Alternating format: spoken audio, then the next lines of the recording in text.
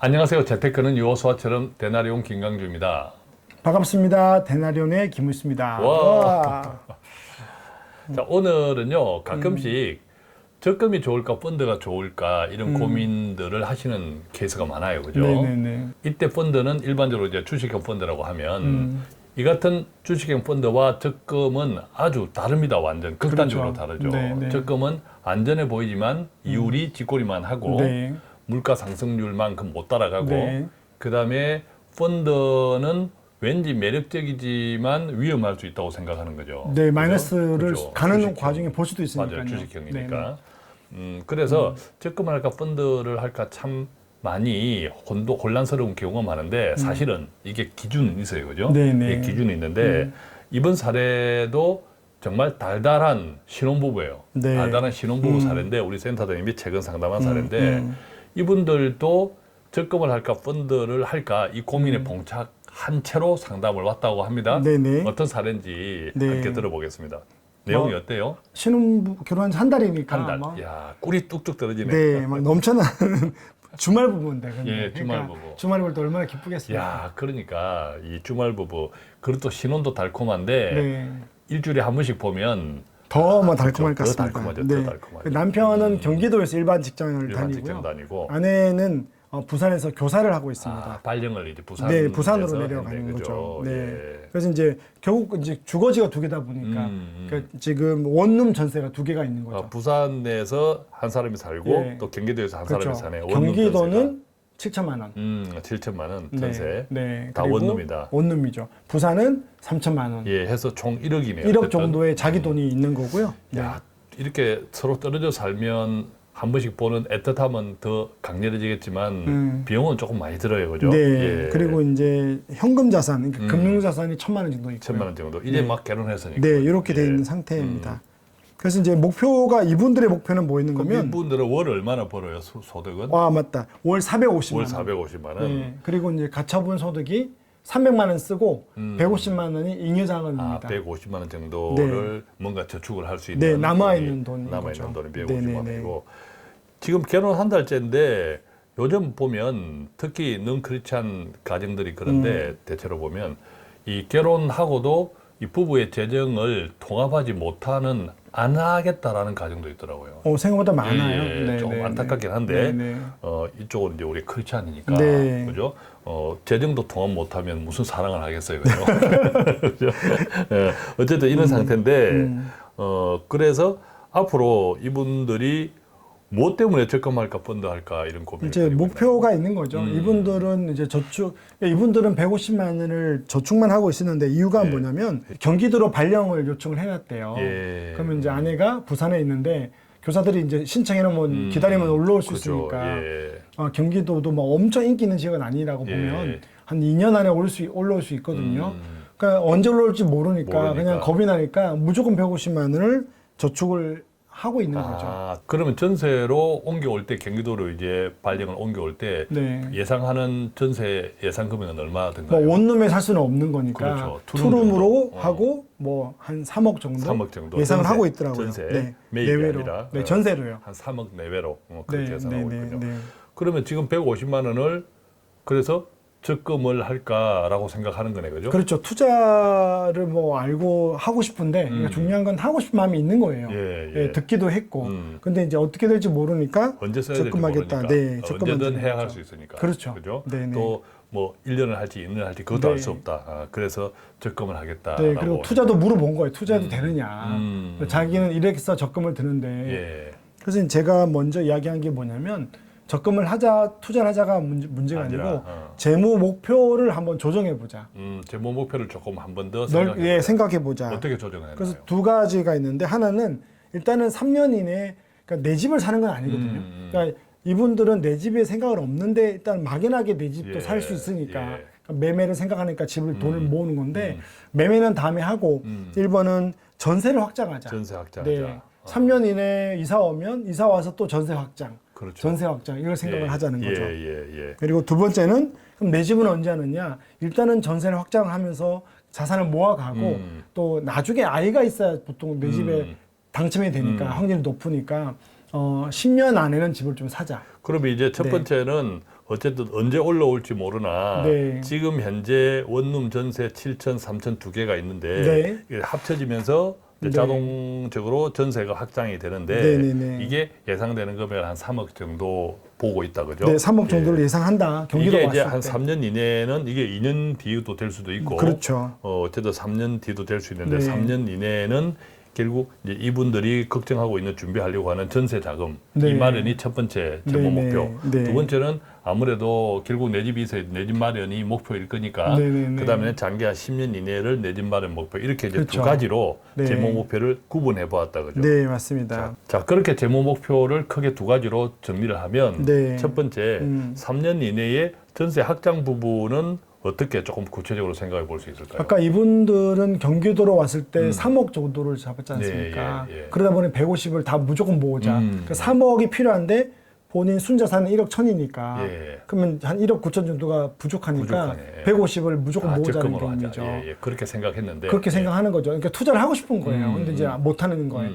그래서 이제 목표를 조정한 게 집을 사는 거 아니고 예. 전세면 전세자금 대출이 있으니까 그렇지 전세자금 대출 그걸 활용하자. 80%까지 되잖아요. 네, 그죠? 그러면 내 돈이 없다 하더라도 2억 4천까지 되는데 내 돈이 1억 천이 있으니까 그렇죠 1억 천이 있으니까 그걸 빼고 나면 결국은 한 1억 7천에서 2억 정도만 예. 대출을 일으키면 되는 거거든요. 예. 그리고 이제 또 뭐 당장 다음 달에 전세를 들어가는 게 아니니까 그렇죠. 언제가 네. 될지 모르는 현금도 그때까지 좀 모으면 되고요. 조금 더 모은다고 네. 하면 그리고 또 대출 이자에 대한 걱정을 하던데 예. 뭐 아시겠지만 2018년도에 대출 금리 올라간다 그러더라고 또 꺾였거든요. 그리고 그게 제로 금리까지 간 예, 거니까 예. 늘 사이클이 있는 거거든요. 그래서 저금리 시대가 앞으로도 될 거다. 지금 이제 그 인플레이션 때문에 그런 거니까. 예. 그래서 그리고 너무 두려워하지 말고 또 내년이 아니고 보통 2, 3년 뒤니까 그래서 전세 자금 대출에 대한 금리 하락도 기대할 수 기대하고, 있으니까 예. 너무 크게 걱정하지 말자. 예. 또 150만 원 남으니까 여기서 이자 좀 더 내는 거는 문제 없다. 아, 그럼 150만 원을 다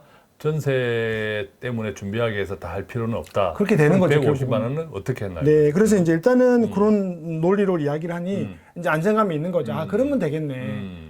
그러면 이제 저는 50만 원 적금을 넣고 적금은 50만 2년마다 원 1,000만 원을 모아가자. 그렇네. 네, 예. 이사 비용도 필요하고 예, 예. 그다음에 이제 100만 원은 투자를 하자. 그래서 100만 원 투자할 때 요즘 저희가 제일 소개 많이 하는 게 이제 주식형 ETF 5년 예. 5년 5년 동안 이상. 네, 예. 5년 이상 예. 하게 되면 상당한 수익을 좀 기대할 수 있으니까 좀 그렇게 가자라고 해서 150만 원을 적금만 막 넣던 것들을 50만 원 적금 넣고 100만 원은 5년 이상 보고 주식형 ETF에 이제 분산 투자. 네, 그렇게 하는 게 어떻겠냐고 이야기를 해드린 거죠. 예. 자, 그러면 자, 그렇게 했을 때 이제 3년 후가 되었다. 만약 네, 그때 네, 네. 이제 전세를 들어갔다라고 네. 하면 네. 이 가정의 재무적인 상황은 어떻게 좀 예상해 볼 수 있을까요? 그렇죠. 3년 뒤에 3억 정도라고 보고 지금 전세가 많이 오르지는 예, 않으니까 예. 3억으로 보면 생각보다는 생활을 합쳤을 때 예. 둘이 살다가 살림을 하나로 하게 되면 생활비가 좀 줄죠. 그렇죠. 생활비가 줄죠. 관리비도 줄고 예. 줄죠. 그래서 예. 지출에 대한 감소 효과, 왜냐면 교통비도 많이 줄거든요. 그럼요. 네, 그래서 예. 지출의 감소 효과가 10% 정도 잡으면 그냥 똑같은데 한 4, 50만 원. 그러니까 예. 급여가 오르고 그러겠네. 예. 4, 50이 돼서 예. 충분히 이제 급여 상승을 합치면 요 돈으로 아까 한 2억 정도 대출을 받아도 예. 금리가 좀 떨어진다고 보고 예. 한 5, 60만 원 내거든요. 그렇겠네요. 또 실제적으로는 아까 다른 적금하는 돈도 있고 네. 지금 현재 금융자산도 조금씩 더 늘어나고 하면 네네네네. 실질적으로는 뭐 언제 들어갈지 모르겠지만 전세자금 대출을 2억까지 안 받아도 되는 네, 아까 한 1억 7천 정도 1억 되겠죠. 7천에서 2억 사이 정도 네네. 받는다고 하면 그러면 월 50 정도가 그렇죠. 원리금이 아니고 예, 이자만 예. 내는 예, 거니까. 예. 이자만 내는 거니까. 그럼 이분들은 이렇게 생각했던 거죠. 그러면 이사 가면 150만 원 내다가 없던 이자가 생기니까 그럼 100만 원만 남는다고 생각했는데 예. 생활비를 합쳐서 감소되고 급여가 오르고 예. 이렇게 되면 실질적으로 이제 150이 그대로 남아 있는 예. 거죠. 이게 중요한 거죠. 그렇군요. 그럼 이 상태에서 이분들은 한 3년 정도 이내에 이제 전세를 확장해서 네. 그러면 지금 시점에서 한 5년 정도는 어떻게 또 이분들의 재정 형편이 예상이 되나요? 5년 후에는 전세가 이제 있다고 봤을 때 전세가 3억이라고 보고 예. 그다음에 대출이 1억 5천. 예. 왜냐하면 그동안 아까 말씀드린 50만 원씩 갚아 나가는 거죠. 5년이면. 자, 5년이 지났으니까 네. 또 월급도 조금 더 올랐을 그렇죠. 거고. 한 1, 2천 정도 갚았다라고 보고 그리고 이제 순자산 1억 5천 돼 있는 데인데 아, 그러면 이제 3억 대출, 3억 전세에서 대출 한 1억 5천 정도라고 보면 네. 좀 근데 갚아서? 여기서 100만 원 ETF 한 게 있지 않습니까? 그렇죠. 그게 예. 원금이 한 6천 되는 거예요. 아, 그렇죠. 5년이면 원금이 6천 된다. 수익을 빼더라도요. 예, 수익을 빼더라도. 그러면 원금 기준으로 2억 천이 순자산이 되는 거죠. 그러네. 그러면 네.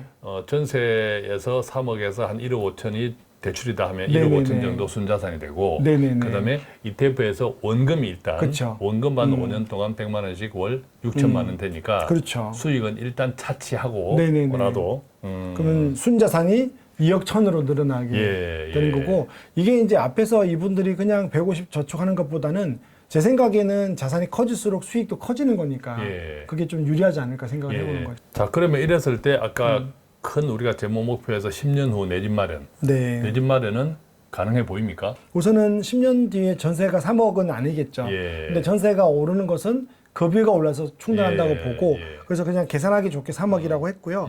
그 다음에 또 50만 원 저축한 것들이 있으니까 예. 요 돈이 모여서 대출을 조금씩 갖고 있잖아요. 예. 그러면 이제 1억 2천 정도가 대출이 남아 있는 거죠. 예. 네, 그러면 순자산은 3억에서 1억 2천을 빼면 1억 8천이 되는 1억 8천. 거죠. 네. 집에 대해서는. 집에 대해서 예, 그런 예. 거죠. 네. 예. 그 전세가 더 오르면 그렇죠. 또 뭐 순자산이 예, 오르겠죠. 그렇게 예. 돼 있다라고 예. 보면 되고, 예. 또 하나가 있죠. ETF 가입한 ETF. 거. ETF가 10년 지나면 원금만 일단 1억 1억 2천만 2천이 원이고 되는 거죠. 거기다가 이자가 어떻게 수익이 모르죠. 어떻게 될지 모르지만 네. 플러스 알파로 일단 보면 네, 되죠. 네, 그걸 좀 한 3, 4천 정도는 붙지 예, 않을까라고 예. 보면 예. 어쨌든 자기 자산은 3억에다가 플러스 알파. 플러스 알파. 되는데. 알파가 얼마가 될지 알 수 네, 없으나 뭐 4, 5천 되지 예, 않을까라고 예. 계산을 예, 해보고요. 기대를 일단 그렇게 네, 해보고. 기대입니다. 예. 그러면 예. 한 3억 5천에서 4억 정도까지는 예. 모을 수 있다. 예. 그럼 내 집 마련할 때 한 2, 3억 대출 받아서 예. 한 6, 7억 정도 집은 살 수 있지 않을까. 아무래도 이제 청약을 들어가면 아, 그럼요. 예, 네네. 청약 작전을 쓰면 네네네.